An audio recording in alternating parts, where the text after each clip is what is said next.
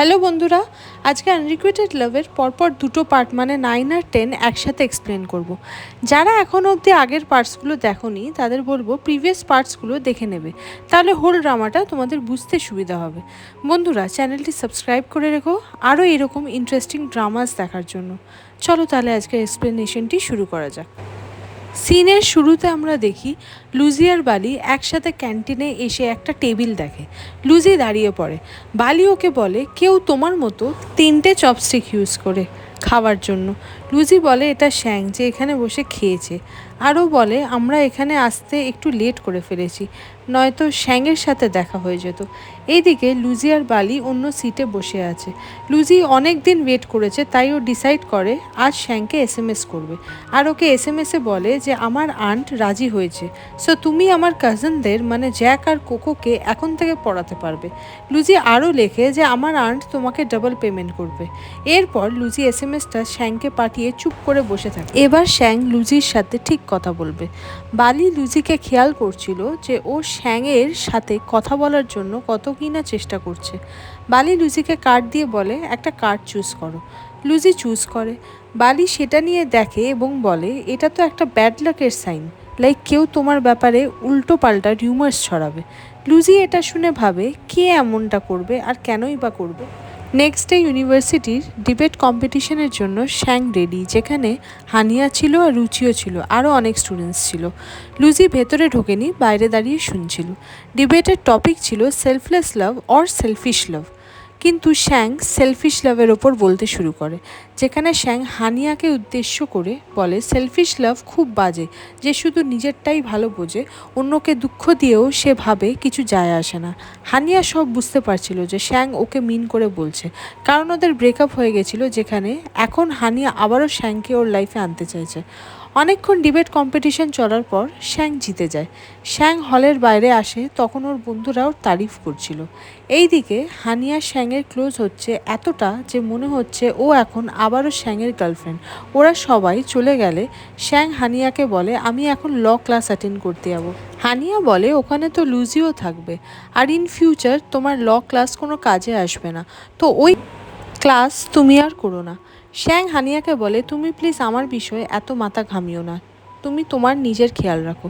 এটা শুনে হানিয়া রেগে যায়, তারপর ওখান থেকে চলে যায়। নেক্সট সিনে দেখায় ওদের ক্লাসটি শেষ হয়ে যায়, যেখানে জ্যাংমিংকে খুব আপসেট দেখাচ্ছিল, কারণ ও পুরো নোটস রেডি করতে পারেনি। ও লুজিকে বলে তুমি কি আমাকে একটু হেল্প করবে নোটসের জন্য বলছিলাম। লুজি মিষ্টি করে হেসে জ্যাংমিংকে বলে নিশ্চয়ই। তারপর ও ওর নোটসটা জ্যাংমিংকে দিতে যায়। ঠিক ওই সময় লুজির ফোনটা ভাইব্রেট করে। লুজি বুঝতে পারে নিশ্চয়ই শ্যাং ওকে এসএমএস করেছে। লুজি তাড়াতাড়ি ফোনটাকে বার করে তারপর এসএমএস চেক করে, যেখানে আছে নো থ্যাঙ্কস, আমি এখন প্রাইভেট টিউটর হতে চাইছি না। হ্যাঁ আমি বলেছিলাম কারণ বাচ্চাগুলোকে আমার ভালো লেগেছিল, এখন আমার কাছে ফ্রি টাইম নেই ওই জন্য। আর রইল ডাবল স্যালারি, আমার এত টাকার দরকার নেই। শ্যাংয়ের এত রুড রিপ্লাই দেখে লুজির আরও একবার মন ভেঙে যায়। জ্যাংমিং লুজিকে জিজ্ঞাসা করে তুমি ঠিক আছো, কি হয়েছে, কোনো প্রবলেম? লুজি জ্যাংমিংকে বলে প্লিজ সামনের দিকে ঘুরে বসে পিছনের দিকে তাকিও না। জ্যাংমিং সেটাই করে। এদিকে লুজি কাঁদতে শুরু করে খুব বাজেভাবে, যেটা জ্যাংমিংয়ের খুব খারাপ লাগে লুজিকে এত কাঁদতে দেখে। ও ডিরেক্ট শ্যাংকে এসএমএস করে যে এক্ষুনি তুমি লুজিকে কী এমন এসএমএস করেছো যেটা দেখে ও কাঁদছে। এরপর লুজি জ্যাংমিংকে বলে আইসক্রিম খেতে যাবো, চলো আজ সবথেকে বড় আইসক্রিমটা কিনবো। জ্যাংমিং ও লুজির পেছন পেছন চলে যায়। এরপর লুজি জ্যাংমিং একটা শপে এসে বসে, যেখানে জ্যাংমিং লুজিকে দেখছে ও কিভাবে ভরে ভরে আইসক্রিম খাচ্ছে। জ্যাংমিং লুজিকে বলে আমি কি কিছু জিজ্ঞাসা করতে পারি তোমাকে? লুজি বারণ করে দেয় যে ও কিছু শুনতে বা বলতে চায় না এখন, কিন্তু জ্যাংমিং তবুও লুজিকে বলে দেখো শ্যাংয়ের সাথে যখন তোমাকে নিয়ে আমার প্রথম কথা হয়েছিল, তখন শ্যাং সত্যি খালি তোমার নাম জানতো, তোমাকে স্কুল টাইমে ও চিনতো না, শুধু তোমার নামটাই জানতো। লুজি রাগের চোখে জ্যাংমিংয়ের দিকে তাকায়। তখন জ্যাংমিং লুজিকে বলে প্লিজ আমাকে এইভাবে দেখো না, আমার ভয় করছে। লুজি তখন বলে সত্যি কি শ্যাংয়ের আমাকে তখন মনে ছিল না? জ্যাংমিং বলে হ্যাঁ এটাই সত্যি। তখন লুজি আরও উদাস হয়ে যায়। এদিকে শ্যাংকে দেখি যে এখন নোটিস করছে জ্যাংমিংয়ের এসএমএস, তারপরও লুজিকে এসএমএস করে যে সরি। লুজি শ্যাংকে জিজ্ঞাসা করে তোমার এখন সরি বলা জানতে পারি? এদিকে শ্যাংকে জ্যাংমি এসএমএস করে বলে, আমি লুসিকে বলেছি তুমি ওকে স্কুল টাইমে চিনতে না। এটা শুনেও খুব আঘাত পেয়েছে মনে হচ্ছে। শ্যাং লুজিকে এসএমএসে লেখে, অ্যাকচুয়ালি তোমাকে আমি চিনতাম না, কারণ আমি তখন খালি স্টাডিজে ফোকাস করতাম ওই জন্য। তারপর শ্যাংয়ের মনে পড়ে হানিয়ার কথা, যে ও বলেছে লুজি শ্যাংকে জাস্ট একটা গোল ভাবে।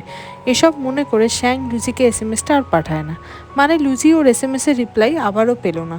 শ্যাং যখন ওখান থেকে চলে যাচ্ছিল তখন দেখে ওয়ালে ওর লেখা কোশ্চেন রিপ্লাই করেছে। শ্যাং তখন এটাই ভাবে যে কেই বা ওর কোশ্চেনের রিপ্লাই এখানে লিখেছে। এদিকে লুজিকে দেখি যে এখনও শ্যাংয়ের কথা ভাবছে রুমে বসে। নেক্সট ডেতে লুজি যখন ইউনিভার্সিটিতে, তখন লুজির ভাই ইয়ংয়ের কল আসে। ওর ভাই তখন রোজের সাথে ছিল।